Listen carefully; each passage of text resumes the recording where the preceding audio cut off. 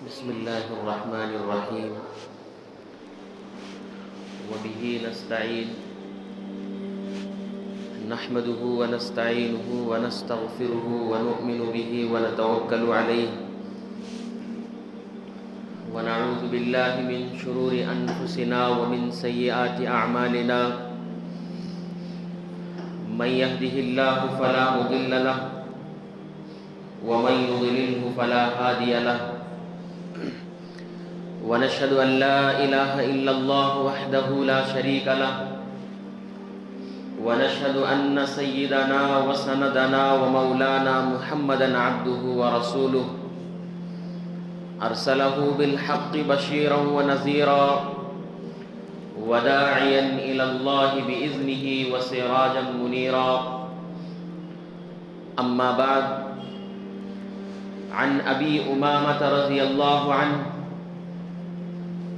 عن رسول الله صلى الله عليه وسلم أنه قال من أحب لله وأبغض لله وأعطى لله منع لله فقد استكمل الإيمان أو كما قال عليه الصلاة والسلام رب اشرح لي صدري ويسر لي أمري واحلل عقدة من لساني يفقه قولي اللهم صل على سيدنا ومولانا محمد في أول كلامنا اللهم صل على سيدنا ومولانا محمد في أوسط كلامنا اللهم صل على سيدنا ومولانا محمد في آخر كلامنا. محترم حضرات، خطبے کے اندر میں نے ایک صحابی حضرت ابو امامہ باہلی رضی اللہ عنہ جنہوں نے ایک حدیث روایت کی ہے، ان کی حدیث میں نے آپ حضرات کے سامنے پڑھا ہے. ابو امامہ باہلی رضی اللہ عنہ، باہلا مکے کا ایک قبیلہ تھا. جیسے قریش ایک قبیلہ ہے، اسی طریقے سے دیگر بڑے بڑے قبیلے ہیں. اسی طریقے سے باہلا بھی ایک قبیلہ مکے کے اندر تھا، لیکن وہ قبیلہ کم حیثیت والا، اس کی کوئی اتنی اہمیت نہیں تھی اس قبیلے کی جیسے دیگر قبیلوں کی تھی.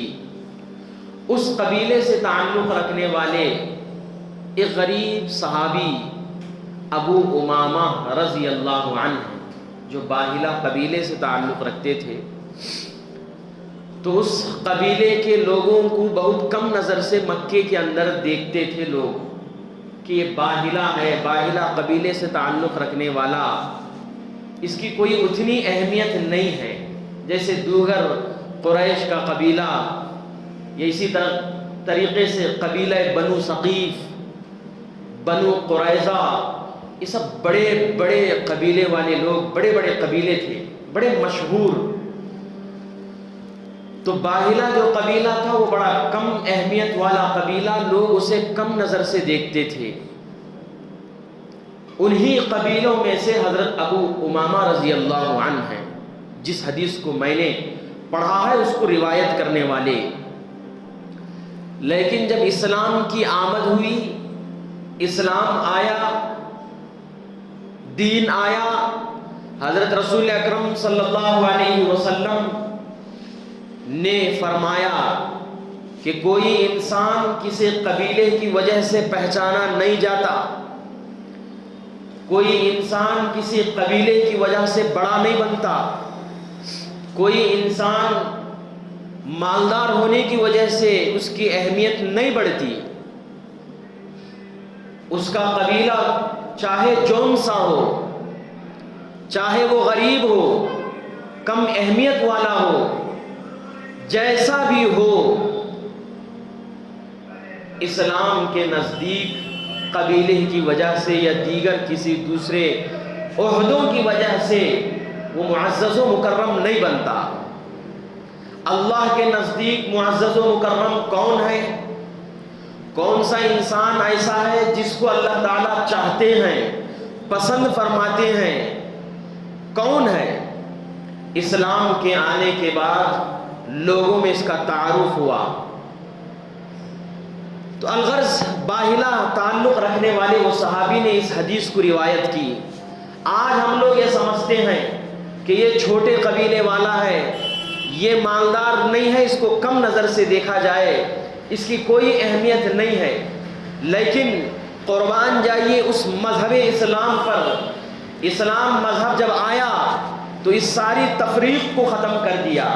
چنانچہ آپ دیکھتے ہوں گے مسجد کے اندر نماز پڑھنے کے لیے آئے، غریب ہو یا مالدار، بڑے قبیلے سے تعلق رکھنے والا ہو یا چھوٹے قبیلے سے تعلق رکھنے والا ہو، جون بھی ہو، اسے ایک ہی صف میں کھڑے ہو کر نماز پڑھنا ہے۔ بنسبت دوسرے ادیان میں، دوسرے مذاہب میں یہ فرق ہے، لیکن اگر کوئی مذہب میں فرق نہیں ہے تو وہ صرف مذہب اسلام ایک ایسا مذہب ہے جس کے اندر مال کی بنیاد پر، قبیلے کی بنیاد پر، نام و نمود کی بنیاد پر، شہرت کی بنیاد پر، عزت کی بنیاد پر، مقام کی بنیاد پر، یہ بڑا آدمی ہے اس بنیاد پر کسی کو عزت، کسی کو تھوڑا کم، اس طریقے سے اسلام کے اندر کوئی تفریق نہیں ہے۔ اس کو واضح کر دیا حضرت رسول اکرم صلی اللہ علیہ وسلم۔ نماز پڑھنے کے لیے بارگاہ الہی میں آئے گا تو مالدار بھی اسی صف میں کھڑے گا، بڑے قبیلے والا بھی اسی صف میں کھڑے گا، غریب بھی اسی صف میں کھڑے گا۔ جس آدمی کو کھانا میسر نہیں، جس آدمی کو اس شہر کے اندر جاننے والا نہیں، وہ بھی اگر مسجد کے اندر آ گیا، صف اول میں آ گیا، تو وہ بھی اس مالدار کے ساتھ برابر میں کھڑ کے نماز پڑھے گا۔ یہ اسلام نے اس شان کو باقی رکھا اور کہا کہ سارے کے سارے برابر ہیں، کوئی کسی بھی طریقے کی تفریق اسلام کے اندر نہیں چل سکتی۔ بنسبت دوسرے ادیان میں، دوسرے مذاہب میں تفریق ہے۔ کوئی ایک بمن کسی اور دیگر کے کسی پنڈت گاہ میں چلا گیا، پوجا گاہ میں چلا گیا، اس کو بری نظر سے دیکھا جاتا ہے، اس کو یہ کہا جاتا ہے کہ تم کیوں آئے ہو یہاں، تمہارے لیے یہاں یہ مندر نہیں ہے تمہاری پوجا کرنے کی، اسے اس طریقے کی کہا جاتا ہے۔ لیکن مذہب اسلام ایک ایسا مذہب ہے جو بھی تواضع کے ساتھ بارگاہ الہی میں آئے گا، صف اول میں سب کے برابر کھڑے ہو کر وہ نماز پڑھ سکتا ہے، عبادت کر سکتا ہے۔ یہ اسلام کی ایک شان ہے جو اللہ تعالیٰ نے دین کے اندر بتلایا، اسلام کے اندر بتلایا، قرآن کے اندر اللہ جل شانہ نے اس کو بتلایا۔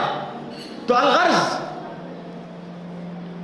کسی کی قبیلے کی وجہ سے، مالداری کی وجہ سے کسی کو کم عزت، کسی کو زیادہ عزت، کسی کی کم نظر، کسی کی زیادہ نظر، اس طریقے کا کوئی تعلق اسلام میں نہیں۔ چنانچہ ابو امامہ رضی اللہ عنہ باہلا قبیلے سے تعلق رکھنے والے، مکے کا ایسا قبیلہ تھا وہ جو کم نظر سے دیکھا جاتا تھا، کم حیثیت سے سمجھا جاتا تھا، ویسے قبیلے سے تعلق رکھنے والے ابو امامہ رضی اللہ عنہ، انہوں نے روایت کی حضرت رسول اکرم صلی اللہ علیہ وسلم کی ایک حدیث۔ اگر دین اسلام کے اندر بھی اس طریقے کی تفریق اگر دیکھی جاتی تو بلال حبشی رضی اللہ عنہ کون سے بڑے مالدار تھے، کالے کلوٹے تھے، غریب تھے، غلام تھے، لیکن آپ جانتے ہوں گے بلال حبشی رضی اللہ عنہ کا مقام، ان کا مقام ایسے صحابہ کے ساتھ ملتا ہے جو صحابہ مالدار بھی تھے، جلیل القدر بھی تھی، سب کا مقام برابر ہے۔ کسی کے مقام میں تفریق آنے حضرت رسول اکرم صلی اللہ علیہ وسلم نے نہیں دیا۔ بلال حبشی کا بھی وہی مقام، عثمان غنی رضی اللہ عنہ کا بھی مقام۔ یہ الگ ہو سکتا ہے کہ حضرت عثمان غنی رضی اللہ عنہ وہ 10 صحابہ میں ہیں جن کو اللہ جل شانہ نے دنیا ہی میں جنت کی بشارت دے دی تھی۔ تو ایسے دین اسلام کے اندر اللہ جل شانہ نے تفریق کے بغیر بتلایا۔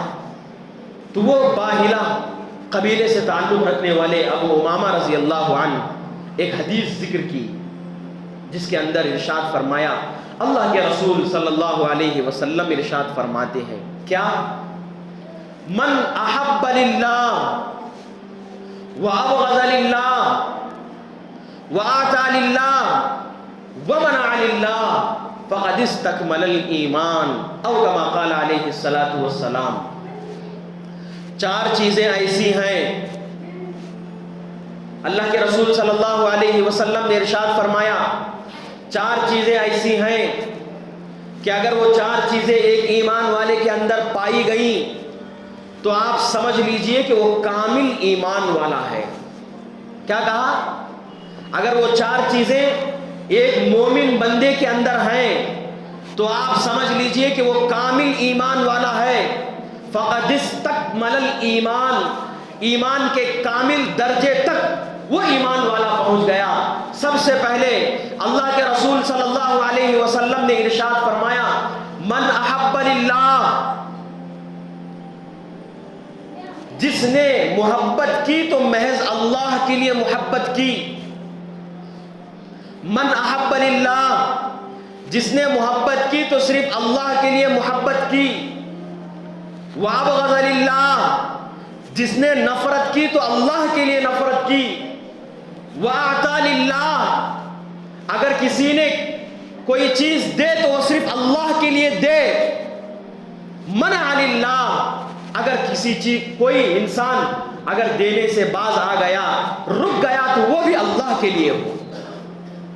احب للہ، محبت بھی اللہ کے لیے ہونی چاہیے۔ محبت اللہ کے لیے کہ ہم محبت کریں گے، کسی چیز کو چاہیں گے وہ محض اللہ کے لیے چاہیں گے، چاہے وہ دنیاوی اعتبار سے محبت ہو وہ بھی اللہ کے لیے، کیونکہ ہمیں اللہ کو راضی کرنا ہے۔ حکیم الامت اشرف علی تھانوی رحمۃ اللہ علیہ بہت بڑے عالم دین ہیں۔ ان کے مریدین میں سے ایک مرید حضرت کو خط لکھا۔ خط یہ تھا کہ اس مرید کی بیوی کا انتقال ہو گیا تھا، تو اس نے حضرت کو خط لکھا کہ حضرت میری بیوی کا انتقال ہو گیا ہے، آپ دعا فرمائیں، اور ساتھ میں لکھا کہ میری بیویاں یہ صفات کی مالک تھی، اس کے اندر یہ خوبیاں تھی، مجھے اچھا دیکھتی تھی، بہترین کھانا کھلاتی تھی، بہترین طریقے سے میری ہر چیز کا خیال رکھتی تھی۔ یہ ساری چیزیں اس خط کے اندر لکھا، اور وہ پھر خط حضرت حکیم الامت اشرف علی تھانوی رحمۃ اللہ علیہ کے پاس گیا۔ حضرت رحمۃ اللہ علیہ اپنے وقت کے بہت بڑے عالم دین، بڑے بزرگ عالم دین، اکابر دیوبند کے ایک شان تھے۔ انہوں نے اس خط کو کھولا تو سب سے پہلے دیکھا کہ میرے اس شخص کی، میرے چاہنے والے کی بیوی کا انتقال ہو گیا، تو انہوں نے سب سے پہلے دعا دی کہ اللہ تعالیٰ اس کی مغفرت فرمائے، جو اس کی وجہ سے ان کو پریشانی ہوئی ہے اللہ تعالیٰ اس کا نعم البدل عطا فرمائے۔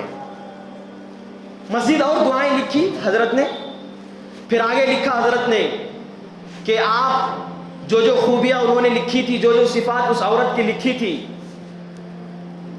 حضرت نے لکھا آگے اسی خط کے اندر جواب میں کہ آپ کو آپ کی بیوی کے انتقال بیوی ہونے کی وجہ سے نہیں ہوئی ہے، آپ کو آپ کی بیوی کے انتقال بیوی کے ہونے کی وجہ سے نہیں ہوئی ہے، بلکہ آپ کی نوکرانی انتقال ہو گئی ہے، اس وجہ سے آپ کو تکلیف ہوئی ہے۔ حضرت نے لکھا جواب میں کہ اگر آپ بیوی کے انتقال پر بیوی کے ہونے کی وجہ سے تکلیف پہنچتی تو آپ یہ نہیں لکھتے کہ وہ یہ صفات اس کے اندر تھے، بہترین انداز سے مجھے کھلاتی تھی، بہترین طریقے سے مجھے وہ پال پوس کرتی تھی، بہترین طریقے سے میری ہر طریقے کی میری ہر ضروریات پوری کرتی تھی، آپ یہ نہیں لکھتے، بلکہ آپ کو اگر سچی محبت اس بیوی سے ہوتی، اللہ کے لیے محبت ہوتی، جو محبت اللہ چاہتا ہے وہ ہوتی، تو آپ وہاں لکھتے کہ اے حضرت میری بیوی کا انتقال ہو گیا، اس کی خوبیاں یہ تھی کہ وہ بڑی عبادت گزار تھی، صوم و صلات کی پابند تھی، روزے دار تھی، نماز کی پابند تھی، متقی تھی، پڑوسیوں کو سمجھنے والی تھی، پڑوسیوں کا حق ادا کرنے والی تھی، آپ اس طریقے سے لکھتے، آپ کو اس سے محبت اللہ کے لیے نہیں تھی بلکہ آپ اس کے نوکرانی ہونے کی وجہ سے آپ کو تکلیف ہوئی ہے۔ حضرت نے یہ بات اس کے اندر لکھا تو سمجھانے کے لیے میں نے یہ واقعہ ذکر کیا۔ من احب للہ، جو اللہ کے رسول صلی اللہ علیہ وسلم نے ارشاد فرمایا کہ اگر محبت ہو تو وہ اللہ کے لیے ہو، محبت اللہ کے لیے ہو، وَأَبْغَضَ لِلَّهِ، نفرت ہو وہ بھی اللہ کے لیے ہو، وَأَبْغَضَ لِلَّهِ، نفرت ہو وہ بھی اللہ کے لیے ہو۔ اس کی مثال حضرت علی المرتضیٰ رضی اللہ عنہ سے ہمیں ملتی ہے۔ حضرت علی رضی اللہ عنہ ایک اسلام کے دشمن، اسلام کا باغی، قرآن کا باغی، دین کا باغی، اس سے ان کی لڑائی ہو رہی تھی حضرت علی رضی اللہ عنہ کی، جسم پر وار کر کے حضرت علی رضی اللہ عنہ ان سے لڑائی کر رہے تھے۔ وہ تھا کمزور، حضرت علی رضی اللہ عنہ بڑے بہادر طاقتور انسان، انہوں نے جب حملہ کیا، مار رہے، لڑائی ہو رہی ہے، تو اس نے غصے میں حضرت علی رضی اللہ عنہ کے اوپر تھوک دیا۔ جیسے ہی اس شخص نے حضرت علی رضی اللہ عنہ پر تھوکا، فوراً حضرت علی رضی اللہ عنہ پیچھے ہٹ گئے، اس کے جسم کو جو پکڑا تھا چھوڑ دیا، فوراً بازو ہٹ گئے اور کہا اگر میں تیرے تھوکنے کے بعد بھی میں تیرے ساتھ لڑائی کروں گا، گویا ایسا ہو جائے گا تو نے میرے اوپر تھوکا ہے، اس وجہ سے مجھے غصہ آ رہا ہے اور میں تجھے مار رہا ہوں، اور ایسا نہیں ہو سکتا، تیرے ساتھ مجھے جو نفرت ہے وہ اللہ کے لیے ہے، کیونکہ تو اللہ کا باغی ہے، اسلام کا دشمن ہے، قرآن کا دشمن ہے، تو نفرت بھی اللہ کے لیے، محبت بھی اللہ کے لیے۔ اللہ کے رسول صلی اللہ علیہ وسلم نے ارشاد فرمایا یہ دو اوصاف ہوں گے، 4 اوصاف ذکر کیا حضرت رسول اکرم صلی اللہ علیہ وسلم نے، 4 اوصاف جس شخص کے پاس ہوں گے تو ایمان کے کامل درجے تک پہنچ جاتا ہے، جس میں سے سب سے پہلے ارشاد فرمایا اب احب للہ، محبت بھی اللہ کے لیے ہو، ابغض للہ، نفرت بھی اللہ کے لیے ہو۔ ظالم حکومت سے ہماری نفرت کیوں ہے؟ کوئی ذاتی پرسنل میٹر کی وجہ سے نہیں، پرسنل میٹر کی وجہ سے ہمارے سے کوئی نفرت ان سے نہیں۔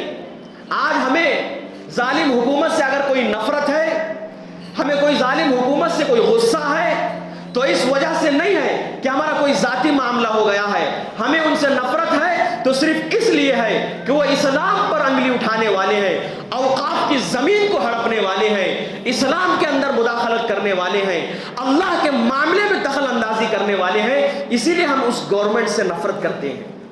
تو یہ ہماری نفرت کس کے لیے ہوئی؟ اللہ کے لیے ہوئی۔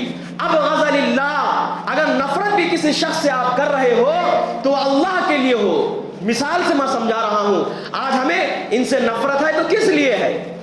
کیونکہ یہ اللہ کے معاملے میں دخل اندازی کر رہے ہیں، اوقاف کے معاملے میں اس زمین کو ہڑپنے میں دخل اندازی کر رہے ہیں، اسلام میں مداخلت کر رہے ہیں، قرآن کو گرانا چاہتے ہیں، مسلمانوں کو کم نظر سے دیکھتے ہیں، تو اس وجہ سے ان سے نفرت ہے۔ اللہ کے رسول صلی اللہ علیہ وسلم نے ارشاد فرمایا اب غضب اللہ، کسی سے نفرت ہو تو وہ بھی اللہ کے لیے ہو۔ تیسری چیز ارشاد فرمائی اللہ کے رسول صلی اللہ علیہ وسلم نے، اعطا للہ، ہم کسی کو کچھ دیں تو اللہ کے لیے دیں، تعاون کریں تو اللہ کے لیے کریں، تعاون کریں تو اللہ کے لیے کریں، کہ ہمارا حق ہے، اللہ نے ہمیں دیا، ہم دے رہے ہیں اللہ کے لیے، اس میں کوئی ہمارے لیے بڑائی نہیں، کوئی دکھلاوا نہیں، کوئی ریا نہیں، کوئی شہرت نہیں، کوئی ایسی چیز نہیں، ہمیں دے رہے ہیں اللہ کے لیے، اللہ کے لیے۔ اعطا للہ، ہمارا مال صدقے کے طور پر لگ رہا ہے اللہ کے لیے، ہم کسی مانگنے والے سائل کو دے رہے ہیں اللہ کے لیے، کیوں؟ اللہ نے ہمیں حکم دیا کہ کوئی آپ سے طلب کرے تو آپ اس کو دو۔ ہماری زکوٰۃ مستحق لوگوں تک پہنچاؤ، صدقہ مستحق لوگوں تک پہنچاؤ۔ اعطا للہ، اللہ کے لیے دینا، منع للہ، اور اللہ ہی کے لیے رکنا، یعنی اسلام کے اندر، شریعت کے اندر مسائل میں ہم ایسے لوگوں تک ہی اپنی زکوٰۃ ہو، اپنی صدقات ہو دے سکتے ہیں جو مستحق ہے۔ آپ کو معلوم ہے مسئلہ، زکوٰۃ ہم دے رہے ہیں تو کیسے لوگوں کو دیں گے؟ جو زکوٰۃ لینے والا ہو، زکوٰۃ کا مستحق ہو، زکوٰۃ اسے دینا جائز ہو۔ اگر وہ جائز نہیں ہے، اسے زکوٰۃ نہیں دی جا سکتی، تب بھی آپ اسے زکوٰۃ دے رہے ہیں تو آپ کی زکوٰۃ ادا نہیں ہوتی۔ یعنی مستحق لوگوں تک دینا، غیر مستحق کو آپ نے روکا، نہیں دیا، تو یہ بھی آپ اللہ کے لیے رک رہے ہیں۔ دنیا کے اندر بہت ساری چیزیں ایسی ہیں، بہت سارے مانگنے والے ایسے ہیں جو بیجا مانگتے ہیں، جن کو ضرورت نہیں، مانگتے ہیں اور غلط کاموں میں، ناجائز کاموں میں ان مالوں کو خرچ کرتے ہیں، تو ایسے لوگوں کو دینا تو جائز نہیں ہے۔ تو آپ اللہ کے لیے دے رہے ہیں، اور اگر رک بھی رہے ہیں تو اللہ کے لیے رک رہے ہیں۔ منع للہ فقد استکمل الایمان، کہتے ہیں یہ چار چیزیں جن ایمان والے کے پاس، جن مومن بندے کے پاس ہوں گے، کہ محبت اللہ کے لیے، نفرت بھی اللہ کے لیے، دینا بھی اللہ کے لیے، رکنا بھی اللہ کے لیے، اگر یہ ہوگا فقد استکمل الایمان، تو وہ ایمان کے کامل درجے تک پہنچ گیا۔ اور جس انسان کے پاس، جس ایمان والے کے پاس یہ اوصاف نہیں ہے، تو وہ کامل ایمان والا نہیں ہو سکتا، وہ کامل مومن بندہ نہیں ہو سکتا۔ اللہ کے رسول صلی اللہ علیہ وسلم نے ارشاد فرمایا، محبت اللہ کے لیے کرنا ہے، نفرت بھی اللہ کے لیے کرنا ہے، مانگنے والے کو دینا بھی ہے اللہ کے لیے، اور رکنا بھی ہے اللہ کے لیے۔ ہمارا دینا بھی اللہ کو راضی کرنے کے لیے، ہماری ہر چیز اللہ کے لیے، ہر اعمال اللہ کے لیے، اس عمل سے راضی کرنا ہے اللہ کو، اس عمل سے خوش کرنا ہے اللہ کو، اس عمل سے ہمیں اللہ ملے گا، اس عمل سے اللہ جب خوش ہوگا جنت دے گا، اس ارادے سے ہم اس عمل کو زندہ کرتے ہیں۔ تو اس میں ہمیں کوئی دنیا کی منفعت نہیں چاہیے، نہ ہمیں شہرت چاہیے، نہ ہمیں عزت چاہیے، نہ ہمیں کوئی اور دیگر چیز اس کے اندر چاہیے۔ ہم جو بھی کام کریں گے وہ صرف اللہ کے لیے کریں گے۔ یہ ایمان والوں کے اوصاف ہیں جو ہر ایمان والے کے اندر آنی چاہیے، جس کو اللہ کے رسول صلی اللہ علیہ وسلم نے ارشاد فرمایا کہ جو انسان، جو ایمان والے کے اندر ہوں گے، فقد استکمل الایمان، تو وہ ایمان کے کامل درجے کو پہنچ گیا۔ اگر یہ ساری چیزیں نہیں ہیں، وہ کام محبت اللہ کے لیے نہیں کر رہا ہے، نفرت بھی اللہ کے لیے نہیں کر رہا ہے، بیجا نفرت ہو رہی ہے، آپس میں محبت غیر ضروری محبت ہوتی ہے، اس پر بھی اللہ تعالیٰ کی طرف سے کوئی اجر نہیں۔ نفرت ہم اپنے معاملے میں کرتے ہیں کہ مجھے وہ سیٹ نہیں ہوتا، کہ مجھے وہ ایمان والا سیٹ نہیں ہوتا، وہ میرے سے زیادہ آگے بڑھ گیا، یہ رشتہ داری ہمارے لیے اچھی نہیں ہے، اس رشتہ داروں کے ساتھ ہمارا تعلق اچھا نہیں ہے، نفرت کر رہے ہیں۔ ایسے نفرت پر یہ اللہ کے لیے نہیں، بلکہ آپ کا یہ ذاتی معاملہ ہو گیا، تو آپ ان حقوق کو توڑنے کی وجہ سے گنہگار ہوں گے، گنہگار ہوں گے۔ اب غضب اللہ، نفرت بھی صرف اللہ کے لیے ہونی چاہیے۔ نفرت کسی سے آتی ہے وہ اللہ کے لیے، اللہ کے لیے کیسے ہو سکتی ہے؟ کوئی خلاف شریعت بات ہو گئی، خلاف قرآن بات ہو گئی، دین کے خلاف بات ہو گئی، احکامات حضرت رسول اکرم صلی اللہ علیہ وسلم کے تعلیمات کے خلاف ہو گئی، تبھی نفرت ہوتی ہے۔ ہم اپنے معاملے میں، دنیاوی معاملے میں اگر کسی انسان سے نفرت ہو گئی اور اسے یہ سمجھے کہ اللہ کے لیے، تو نہیں، ایسا نہیں، وہ نفرت اللہ کے لیے ہو کہ ایمان والا اس طریقے کا ہے۔ اور کہتے ہیں ایمان والے سے نفرت تو ہونی ہی نہیں چاہیے۔ ایمان والا کوئی گنہگار ہے، کوئی چور ہے، کوئی زنا میں مبتلا ہے، زانی ہے، تو کہتے ہیں اس مومن بندے سے نفرت نہیں، جو چیز اس کے اندر پائی جا رہی ہے اس سے نفرت ہونی چاہیے۔ مطلب آپ چور ہیں، چور سے نفرت کر رہے ہیں اور یہ کہہ رہے ہیں کہ میں اس سے نہیں بات کرتا، یہ مجھے پسند نہیں ہے کیونکہ یہ چور ہے، یہ جھوٹ بولتا ہے، جھوٹا ہونے کی وجہ سے ہم اسے پسند نہیں کرتے۔ نہیں، وہ ایمان والا معزز و مقرب ہے۔ ہمیں اگر نفرت ہونی چاہیے تو اس کے اس عمل سے نفرت ہونی چاہیے جو اس کے اندر ہے۔ کون سی؟ جھوٹ سے، چوری کر رہا ہے تو چوری سے، اس ایمان والے سے نہیں۔ تو یہ ایمان اور اسلام کے اوصاف ہیں جو اللہ کے رسول صلی اللہ علیہ وسلم نے بیان فرمایا ہے۔ اور اللہ جل شانہ نے کہا ان اکرمکم عند اللہ اتقاکم، اللہ کے نزدیک کوئی بندہ معزز و مقرب ہے تو کون سا بندہ اور کیسا بندہ معزز ہے؟ تو کہتے ہیں کوئی بندہ اللہ کے نزدیک اللہ کے پاس معزز ہے تو اس کے تقوی کی وجہ سے معزز ہوتا ہے، اس کی طہارت کی وجہ سے، شریعت پر چلنے کی وجہ سے وہ اللہ کے نزدیک اہمیت کا حامل ہوتا ہے، کسی دیگر چیز سے نہیں، بڑے بڑے قبائل سے نہیں، کسی دیگر چیزوں سے نہیں، اللہ کے نزدیک کسی کی اہمیت ہے تو اس کے تقوی کی بنیاد پر، جس کے پاس جیسا تقوی ہوگا، اللہ کا خوف جس کے پاس جیسا ہوگا، اللہ کے احکامات جیسے زندہ کرے گا، اللہ کے حکم کو توڑے بغیر جو زندگی گزارے گا، اس کی اہمیت اللہ کے نزدیک ہے، چاہے وہ چھوٹے قبیلے والا ہو، بڑا قبیلے والا ہو، مالدار ہو یا غریب ہو، اللہ کے نزدیک وہی سب سے زیادہ معزز ہے جو تقوی کے اعتبار سے بہترین انسان، بہترین ایمان والا ہے۔ تو اللہ کے رسول صلی اللہ علیہ وسلم نے ارشاد فرمایا کامل ایمان والا کون ہے؟ پہچاننے کے لیے 4 نشانیاں بیان فرمائی، کہا کامل ایمان والا وہ ہے جو محبت کرے تو صرف اللہ کے لیے کرے، نفرت کرے تو صرف اللہ کے لیے کرے، دے تو اللہ کے لیے دے، رکے تو اللہ کے لیے رکے۔ یہ 4 اوصاف اللہ کے رسول صلی اللہ علیہ وسلم نے ارشاد فرمایا اور کہا یہ 4 اوصاف جس ایمان والے، جس مومن بندے کے پاس ہوں گے وہ کامل ایمان والا ہے، یعنی یوں ہے کہ وہ کامل ایمان کے درجے تک وہ پہنچ رہا ہے۔ تو محترم دوستو، یہ اوصاف ہمارے اندر آنی چاہیے، یہ اوصاف جو اللہ کے رسول صلی اللہ علیہ وسلم نے بیان فرمایا وہ ہمارے اندر آنی چاہیے کہ محبت اللہ کے لیے، نفرت اللہ کے لیے، دے اللہ کے لیے، یہ بڑی چیز ہے، اللہ کے لیے دینا، دنیا کے لیے نہیں دینا۔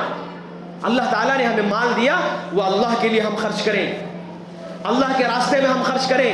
وَأَعْطَى لِلَّهِ، آپ اپنے مال کو دو اللہ کے لیے، دنیا کے لیے نہیں، دکھلانے کے لیے نہیں، نام و نمود کے لیے نہیں، اللہ کے لیے، کیونکہ اللہ کا حکم ہے مال ہے تو خرچ کرو۔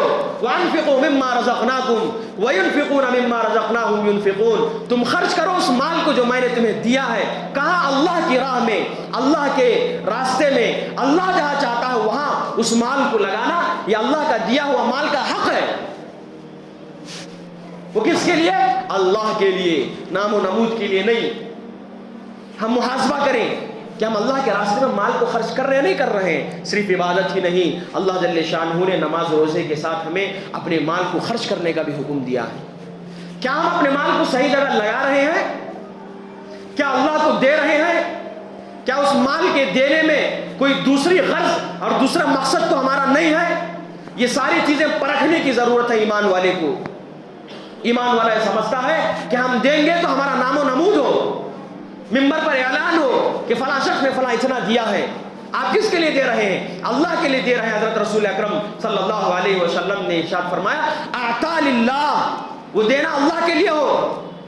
جب اللہ کے لیے آپ نے دیا ہے تو پھر اعلان کس بات کی، نام کا ذکر کیوں؟ آپ تو اللہ کے لیے دیے ہیں، اللہ جل شانہ کل قیامت کے دن اس کا اجر ہمیں ثواب وہاں دیں گے۔ جس کے پاس سنایا جا رہا ہے، جہاں اعلان کیا جا رہا ہے، 100 لوگوں کو جہاں سنایا جا رہا ہے، انہوں تو اجر وہ تو نہیں دیں گے، ثواب تو ہمیں وہ نہیں دیں گے۔ جنت ان کے اعتبار سے تو فیصلہ نہیں ہوگا، وہ تو اللہ جل شانہ فیصلہ کرنے والے ہیں۔ اسی کو اللہ کے رسول صلی اللہ علیہ وسلم نے ارشاد فرمایا اعطا للہ، کہ جو دے وہ اللہ کے لیے دے، اللہ کو راضی کرنے کے لیے دے، وہاں صرف اللہ یہی اخلاص ہو ہمارا، یہی طلب ہو کہ ہم دے رہے ہیں اللہ کے لیے، چاہے دنیا والے اسے دیکھے یا نہ دیکھے۔ لیکن ایمان والوں کی یوں سمجھ لیجیے، کم اس کی بات ہے کہ ایمان والا جب کوئی خرچ کرتا ہے تو اس کو یوں سمجھتا ہے کہ وہ اعلان ہو اس کا، 4 لوگوں میں اس کا چرچا ہو کہ فلاں شخص نے فلاں دیا ہے۔ نہیں، غلط ہے۔ جو چیز بولنے کی وہ بولی جا سکتی ہے، لیکن ہر چیز اعلان نہیں، نام و نمود نہیں۔ ہر کام اللہ کے لیے کیا جانا ہے، اللہ اس سے راضی ہونا ہے۔ اسی کو اللہ کے رسول صلی اللہ علیہ وسلم نے ارشاد فرمایا کہ ہماری ہر چیز اللہ کے لیے ہو، محبت، نفرت، دینا ہو اللہ کے لیے دینا ہو، رکنا ہو اللہ کے لیے۔ ہم اسے نہیں دے رہے ہیں، کیوں نہیں دے رہے ہیں؟ کیونکہ وہ مستحق نہیں ہے، اس لیے ہم اس کو نہیں دے رہے ہیں۔ مستحق وہ نہیں ہے اس لیے اس کو ہم نہیں دے رہے ہیں، اور دے رہے ہیں تو مستحق ہے، اللہ کے لیے دے رہے ہیں، کیونکہ اللہ جل شانہ ہمیں کل قیامت کے دن اجر دے گا۔ آپ یہاں جتنا مال خرچ کریں گے اس کا ثواب آپ اللہ کل قیامت کے دن دے گا۔ سمجھانے کے لیے آپ کو کہوں، آپ کا کا یہ سارا یہاں خرچ کیا ہوا آپ ہی کے اکاؤنٹ میں یوں سمجھ لیجیے وہ سارا کا سارا محفوظ ہے. کل قیامت کے دن انسان ایمان والا جتنا یہاں اللہ کی راہ میں